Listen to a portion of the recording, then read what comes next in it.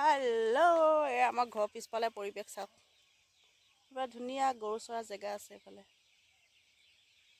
আমাৰ তেলখিনি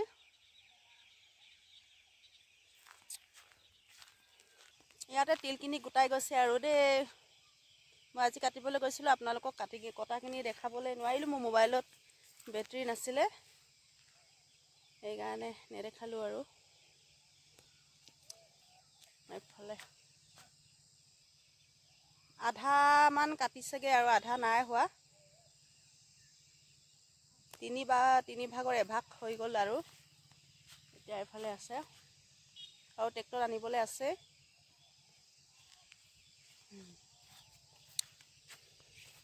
এইফালে ঘৰ আমাৰ ঘৰখিনি এইফালে আছে পিছফালে এইফালে আকৌ ঘৰ পিছফালে এইখিনি থোৱা হৈছে সেইটোকে আপোনালোকক দেখুৱালোঁ গাঁৱলৈ আহি পূৰা তিল কাটিলোঁগৈ আজি তাৰপিছত এনেও কাইলৈ যামগৈ মানুহ লগাই আছে আচলতে কটা মানুহ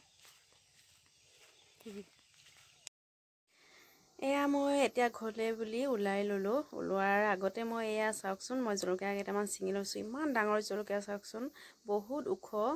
জলকীয়া গছটো যিমান যি নানিলেও মই জলকীয়াটো বহুত আশা কৰোঁ ঘৰৰ পৰা যিহেতু আমাৰ ঘৰত বহুত জলকীয়া আছে বাগানৰ নিচিনা মই এইটো ঘৰৰ ওচৰৰ পৰা লৈছোঁ বাৰীত বহুত আছে এফালে মই নগ'লোঁ আৰু মই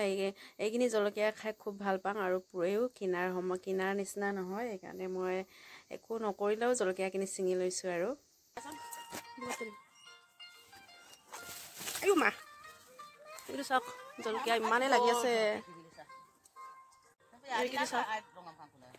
পৰিছে ঐটো এনাই আৰু লওঁ মোৰ পেপে ধুন জলকীয়া পৰিব এইটো চাহ কেনেকৈ জলকীয়া হৈছে চাওকচোন এনেকৈ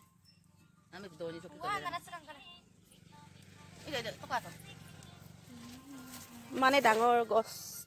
বহুত আছে মাহঁতৰ এইফালে আকৌ বাৰীত আছিলে মই নগ'লোঁ আৰু ইয়াতে অলপমান ছিঙি লৈ যাওঁ বুলি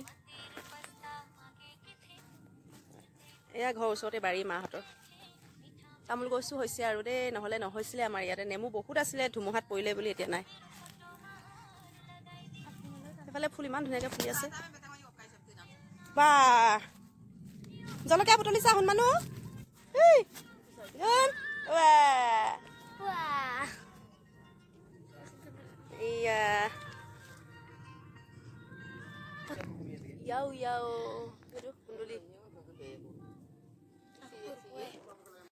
মানুহে কয় যে সৰু ল'ৰা থাকিলে ঘূৰি ফুৰিব নালাগে বুলি কিন্তু মই এবছৰ মূৰতে মা ঘৰলৈ গৈছিলোঁ তাৰপাছতে এয়া বেটা এনেকুৱা বেমাৰ পৰিলে ইমানেই ঠাণ্ডা সোমালে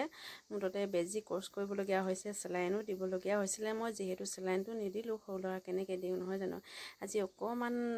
সুস্থ যেন লাগিছে হ'লেও বহুত দুৰ্বল হৈ আছে বেটাই সেইকাৰণে এতিয়া মা ঘৰলৈ যাবলৈ আশা নাই আৰু যিহেতু বাপেকে পূৰা খং দিছে আৰু 10 বছৰলৈকে বোলে মোক যাব নিদিয়ে